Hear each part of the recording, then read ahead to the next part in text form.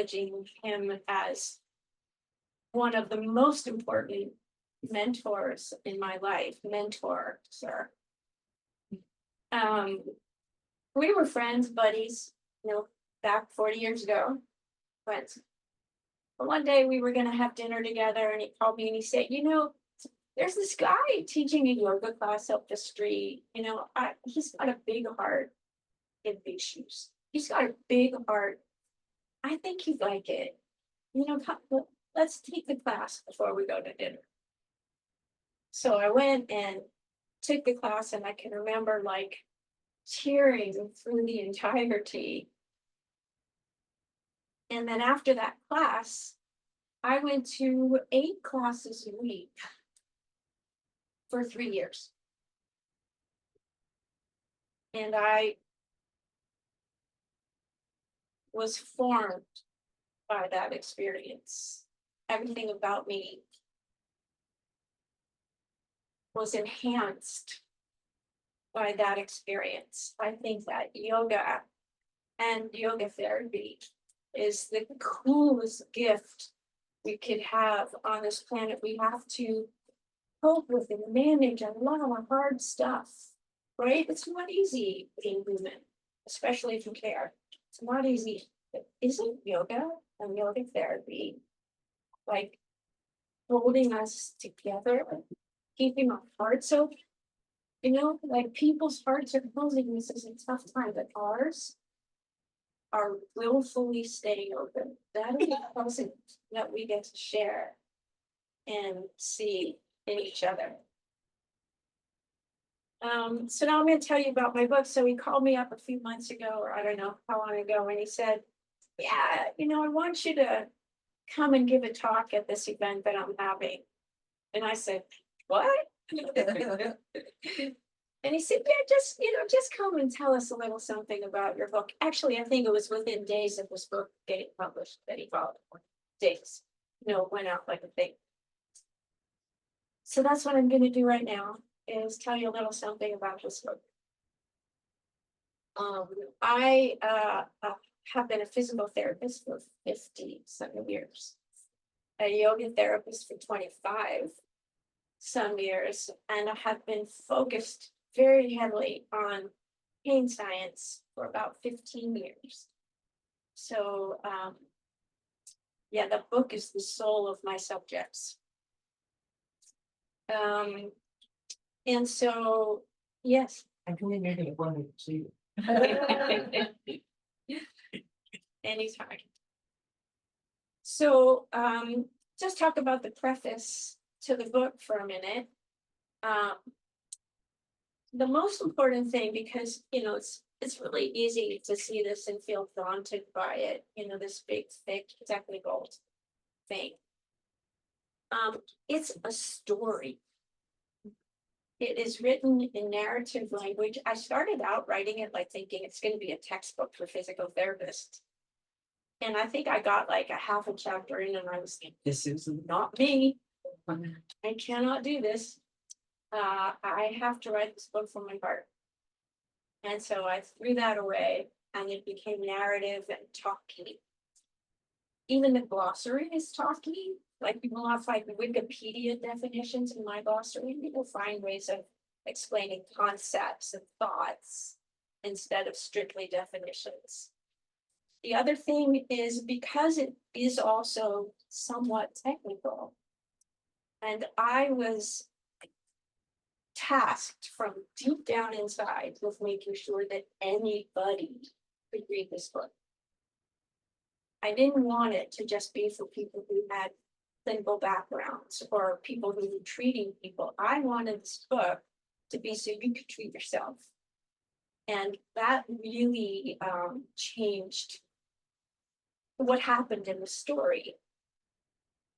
And so what I did to make that work is there's a manual in the back of the book, I snuck it in there, that has every word in the book, every thought. So if you print the manual, which you can do at my website, real easy, one click, if you print the manual and have a folder by you while you read the book, you'll not have one stumble on a technical word. So by the end of it, you'll have my language, the language, and you'll know yourself a whole bunch better. And that's what it's for. It's to know yourself, your bodily self, your spiritual self, your psychosocial self, and it's all woven in. Because isn't it all woven in? You know, it's funny, you hear about like people that teach yoga classes that are just physical, you know, and people are wearing like shiny outfits and all that. Guess what? They're doing yoga. It doesn't matter what they call it, and it doesn't matter what they wear, because they can't separate physical away from psycho, social, and spiritual. Good luck with that. It doesn't work. And these machines were connected. And so the book relates to you from that perspective, from page 1 to page 357. It's the whole deal that I'm so interested in and you know, excited about. So the preface gives you that sort of manner of reading and that description of the book. And then in the introduction, I do describe my mentors. I positively am the lucky one, the most incredible, pioneer, groundbreaking mentors you could have. Each of them is a celebrity level mentor. Larry, of course, being the ground floor of that, really. Here's how I was taught by my first mentor. Her name was Virginia Whitfield, and I was in Pittsburgh, and I, at 12 years old, happened into working at the Little School for Handicapped Children. Don't ask, it was a crazy event, but it happened. And my job was to transport the little kids in their wheelchairs from the playroom to physical therapy, or from the playroom to music therapy, wherever they were going. I got to take them. And I was so excited, and really I thought I was just there to play with them. You know, I didn't know that I was being imprinted for life. I was especially intrigued with the physical therapist, Virginia Whitfield. And it was old, this place, big red leather doors with circle windows in it. And so I would get this kid there, and she would come to the door and lovingly scoop them out of their chair, these little tied up bodies, scoop them out of their chair. The door would close in my face and off she'd go. And then I'd get up on my tiptoes to watch and see why they were so happy to leave me and go be with her. And I would watch, and first of all, no two kids were treated the same. There was no protocol whatsoever. Second of all, she would take these tensed up little bodies and do something that gave them let go spirit. And so one of the things that I watched a lot was when she would take their kid, lay them on their belly or on their back on these giant multicolored beach balls. Here comes the punchline. She would roll them from their left hand to their right foot.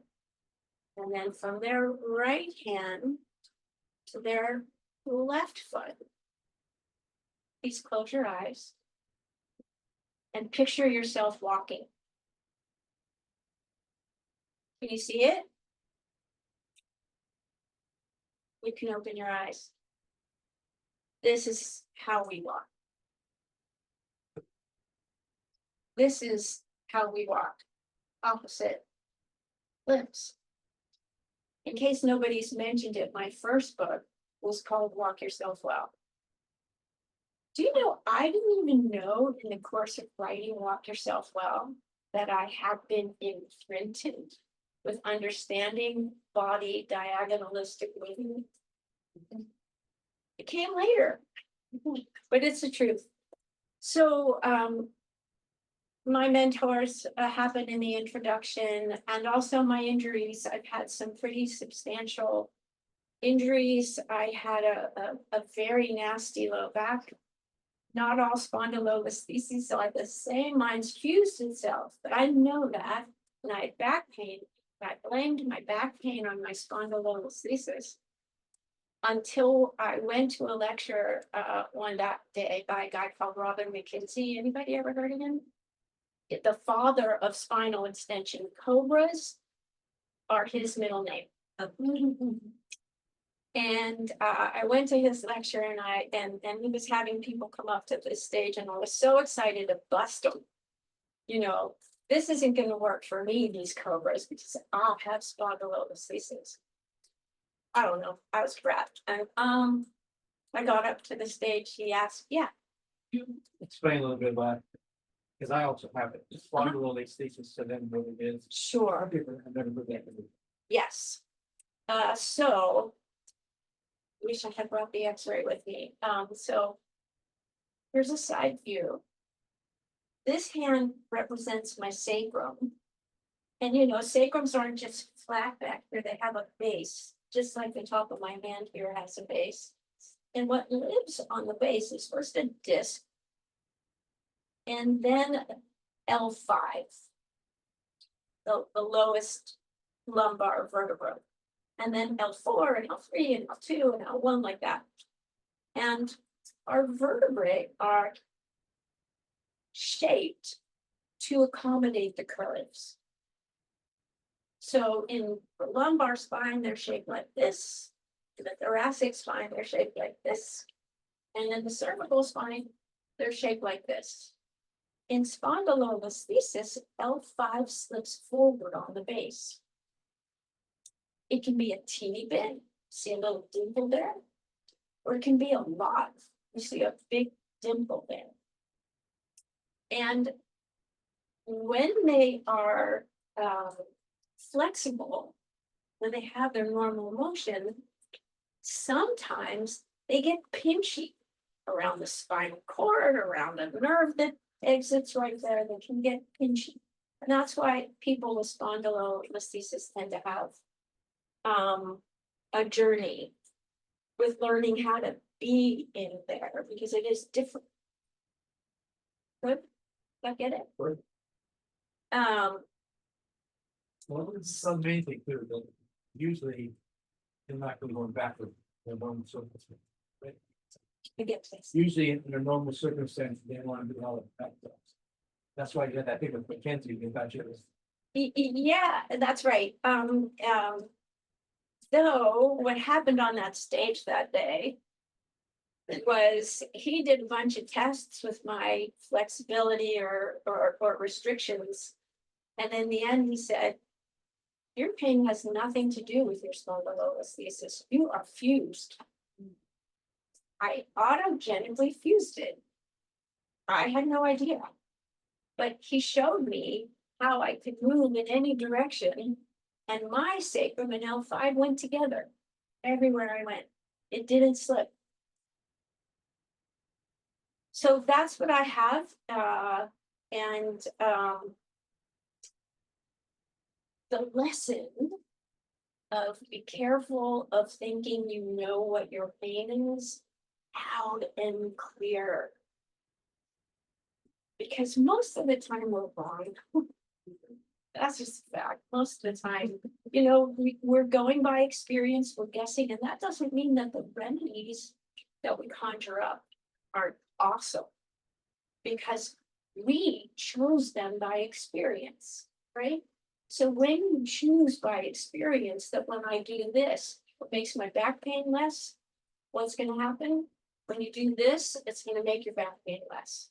Because it's real fun. Yeah. Anyway, so that's, I do that in the introduction, because each of the injuries I've had has been like a learning frenzy for me. And so I'm sharing the lessons, not so you know what to do with your low back pain so much, but so you know ways to explore inside and find homemade remedies. Yeah, the lessons, yeah, the alignment, not really, scratch that. But really, really homemade lessons, conjure them up. Trust that your comfortability will guide you to your remedies. Trust that your comfortability will guide you to your remedies. And so the mission of the book is being and feeling. Being how you are, self-accepting. This is this body, and whatever malalignment it has, there's ways to move around and strengthening with it, create the agility within a restriction that is still agile, right? And so it's self-acceptance, being, and feeling for comfortability. That's what this book is about. Chapter 1 introduces the very influential aspects of the psycho, social, and spiritual parts of us. So if you think you have a physical injury, remember what I said about the yogis in pretty outfits? Same deal here. You don't have a physical injury. You have an injury that is you. It is all the ways you feel pain, all the ways you sense yourself, all the ways that you move around, all the ways that you tense up, all the ways, all the things are influential and inside of every injury or ache or pain that we have. We don't get to leave ourselves behind. Ever. So that's what chapter 1 gives, and then chapter 2 is the explore your pain experience chapter. And so it helps you look through times when you have felt uncomfortable, and what's been useful and beneficial and what hasn't. Is something repeating for you in your life? Is there a way to look at that with fresh eyes? Do you know, because what we do when something repeats is we go, oh no. And all the negativity kind of prevails, doesn't it? When something's bothering us again, just like, oh, this is going to take 3 weeks. I'm going to miss my this, all that stuff. And so chapter 2 helps you unravel those perceptions. Our perceptions of pain are not facts, but by God, we think they are, don't we? This is a fact. When I do this, my knee hurts. This is not a fact. This is a perception. And so experimenting with yourself. The chapter is designed for you to move through your own valuable multi-million piece jigsaw puzzle and be with it as it is and work from there. That's chapter 2. Chapter 3 is the chapter that most teaches you about the pieces of your puzzle. My brain is like this, not everybody's is, but my brain is like this. I like to know what I'm dealing.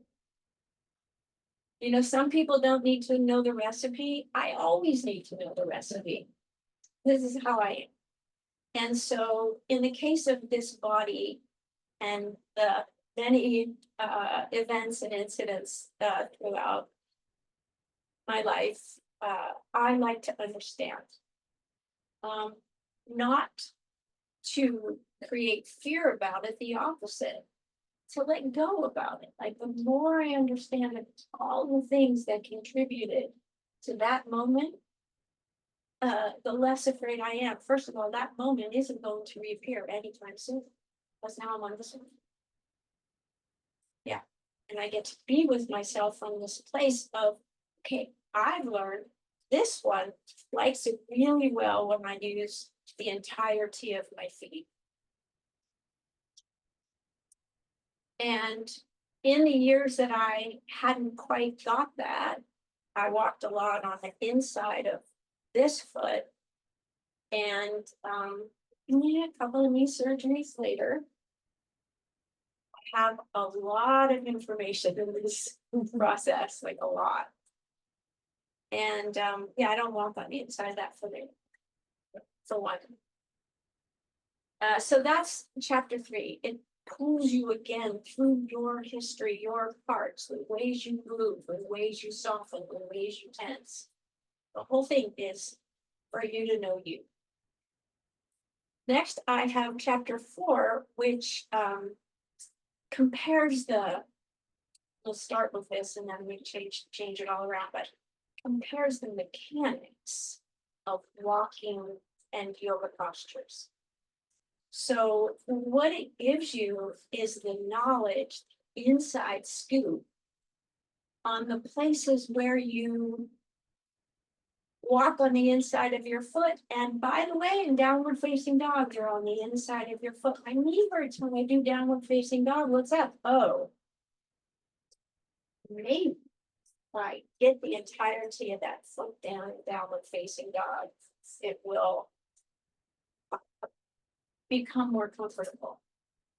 Oh, and it did. And so the lesson is embedded in me now because it worked really well. So I'm going to apply that to how I walk. Or vice versa. And every element in every posture is represented in how we walk. And so it's a very pretty self-disclosing system if you look at it through this lens. So that's what chapter 4 does.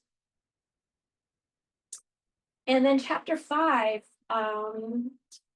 dares to use shapes as storytellers. And I say it that way because there are no formulas, there are no solutions. Everybody that walks on the inside of their foot doesn't get knee pain. Some people walk on the inside of their foot for the rest of their life and perfectly comfortable. There's no rules except comfortability. That's the rule, comfortability. And so if you have a student who just is here and they're fine, then they're fine. You leave them alone. You don't have to change it or make it right or make it look any way at all because they're fine. I learned that lesson so hard. I had a patient called Manny, and Manny came from mid-back pain, came to see me because he had mid-back pain. Important fact, he had that mid-back pain for about 2 weeks. Not 2 years, 2 weeks. But I treated him as if he had it for his whole life. And this guy had the most unusual posture I have ever seen. I mean, he was here and he was here and he was here. Heaven knows how that body came together and became its beautiful, stable self in that format. But I didn't realize that until I was going to change everything. And he was adorable, and he came like 3, maybe 4 times for sessions, and we'd work hard and kind of do his homework. And after those sessions, he came one day and he said, listen, I love this work. I love being with you. You're amazing. I am never going to do the homework. I'm not built like that. I won't remember that this one goes with this and this one goes with that. I'm not gonna. And so I need to tell you, I think you're awesome. Go forth. I can't do it. What? Oh my gosh, I was devastated. I couldn't talk. Like I was just.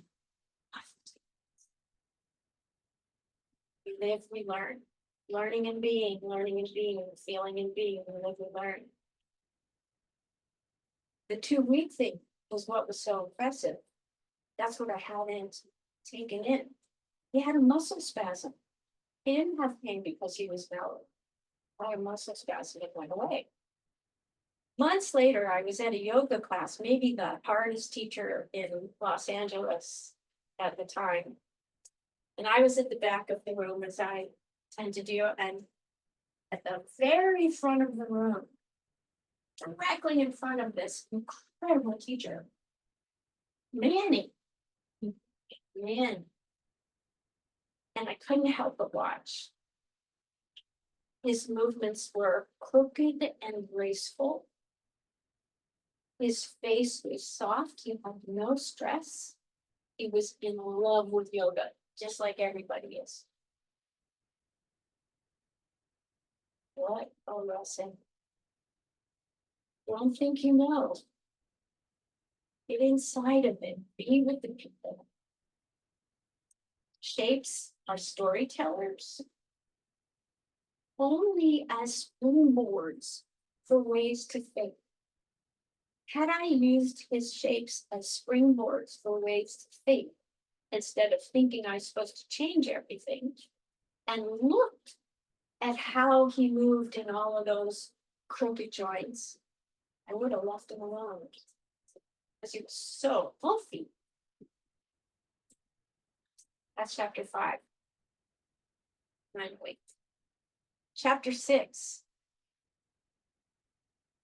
is my favorite chapter. And it's the culmination of all the other ones. And it's about being and feeling. That's it.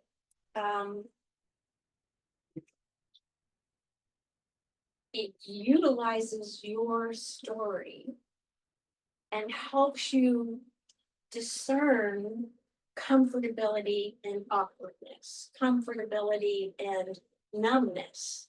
They're different.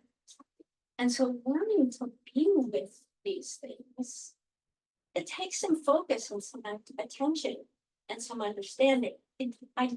For most of us, it doesn't happen naturally. There are a few people who just come into their body and movement is just, that thing. But most of us need to learn how to feel and make movement decisions. We all have primary movement patterns. Those are the ways we came in moving. And they get altered by life, by injuries, and they become what I call just movement patterns. And we develop something I call movement habits. This was a movement habit that I had. A movement habit. I'm not going to put you through it, but if you, actually I am. Can you stand up for a second, please?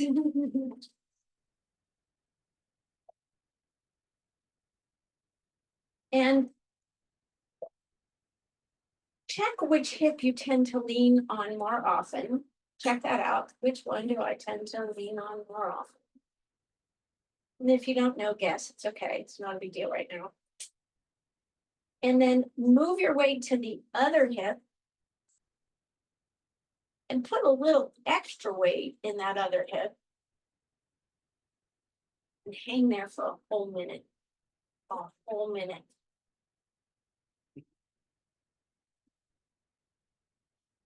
Sensations already coming?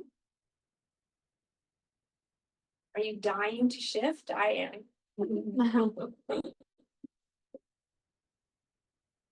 And can you imagine if this was a lot of the time you spend on your feet?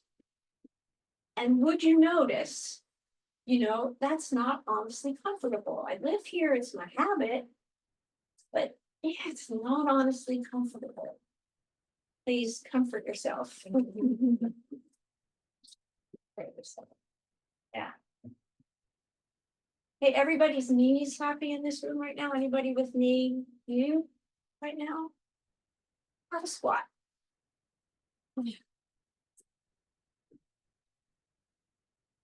Or a chair. Okay. I'm just feeling for you from sitting all day.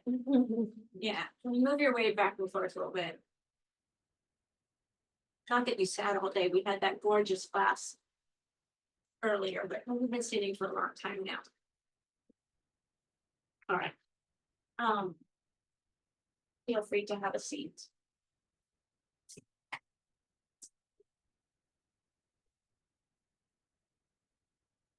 And so our primary movement patterns, our movement patterns, our movement habits all come into focus. Knowing yourself from this point of view, which things on me are natural, comfortable, uncomfortable, um, painful, which things? And you breathe with that. Because it's all in the breathing. If you're not sure, if you got to that side and you were like, I don't know, it doesn't feel so bad, it's just crazy. I bet if we had a good look in at your breathing over here, we would find out that it was a little restricting. And the whole thing is about vital capacity, our breath. I had this beautiful 98-year-old patient for years, maybe 10 or 12 years. And in the early stages of me teaching yoga therapy for my patients, she was there. And I asked the class, so are you noticing, and they all had been patients and they had all had walking lessons. And I said to them, so do you notice anything that's similar between what we did with your walking and what you're doing here with your yoga? And Sarah piped in and she said, well, isn't it really all about the breath?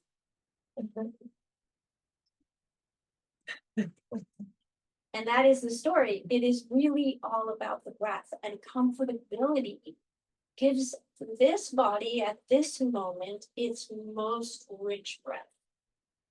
And when it's not, I'm capable of noticing that.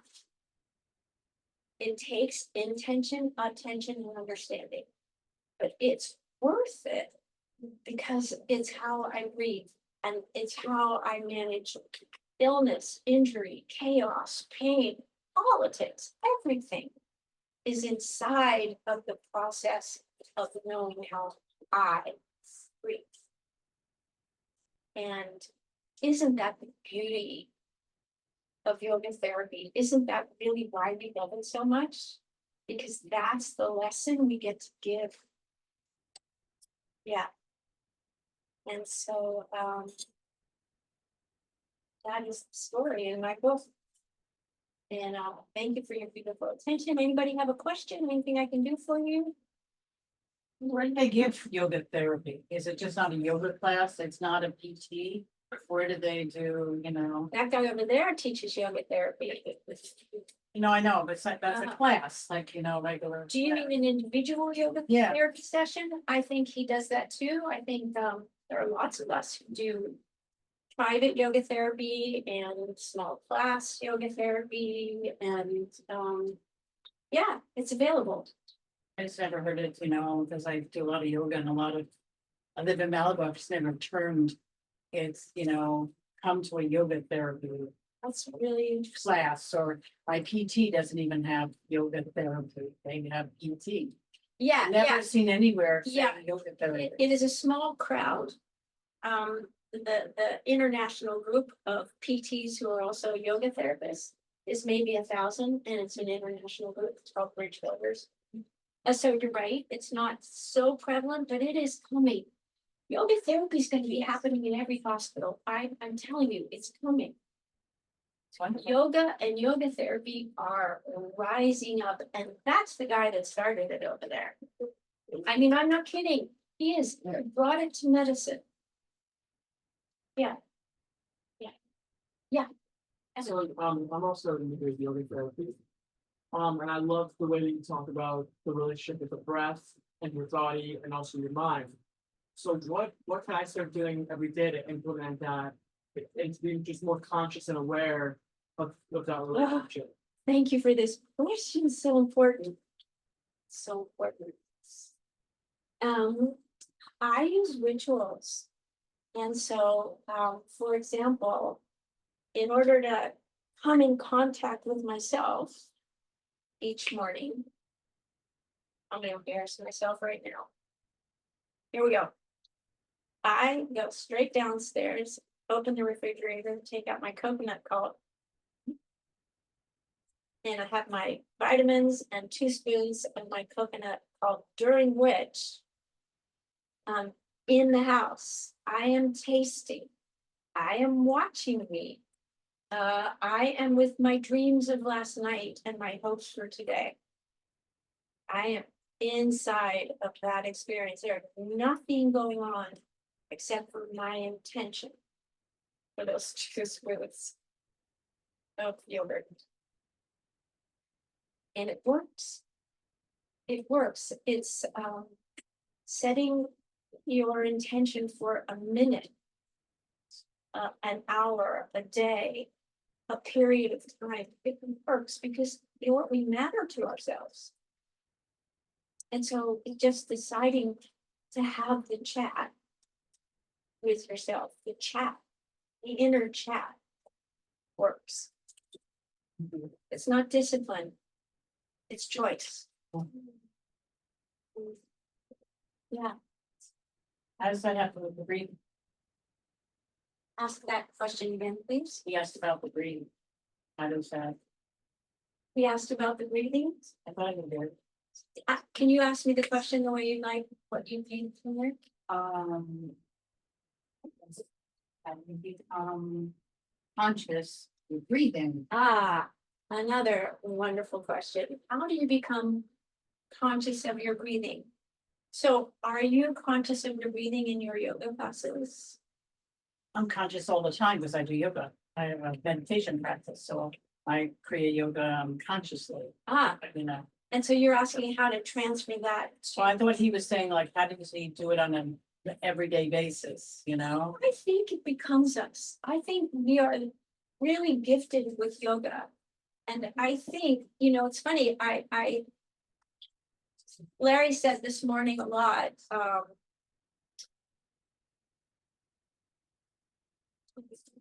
about leveling the inhales and the exhales, and then later making the exhales longer and keeping it in the nose. Right? He talked about that a lot. And that's it. And it is so comforting, isn't it, to breathe that way? And I think that we come to choose what's comfortable. And I think that breathing this way isn't so comfortable, right? It's tension, it's anxiety. When I was nervous about coming here, what I did every time that thought came up was take a big one of these. And it worked. It worked. Did that work? Yeah.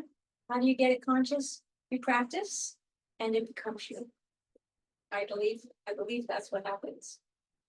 Yeah.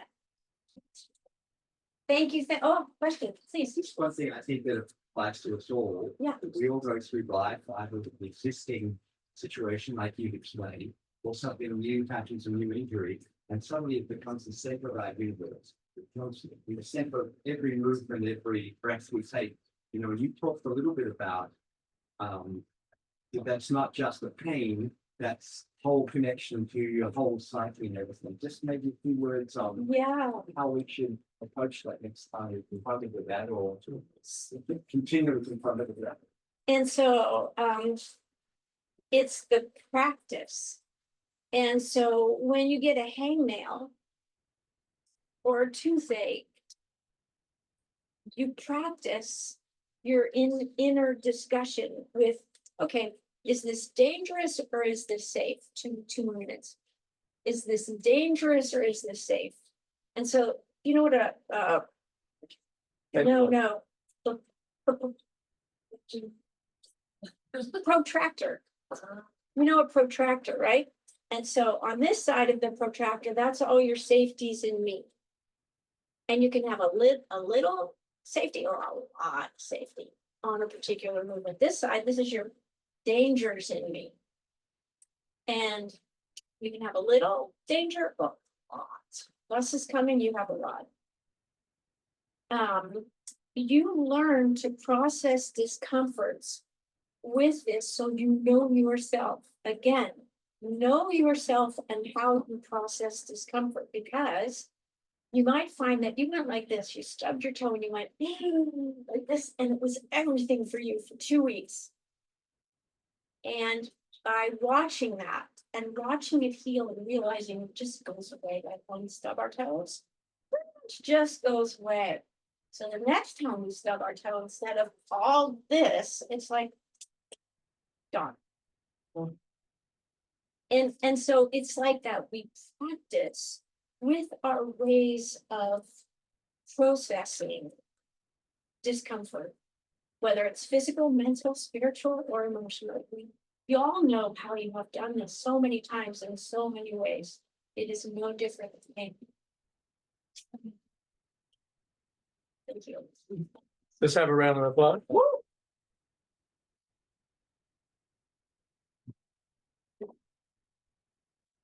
You are now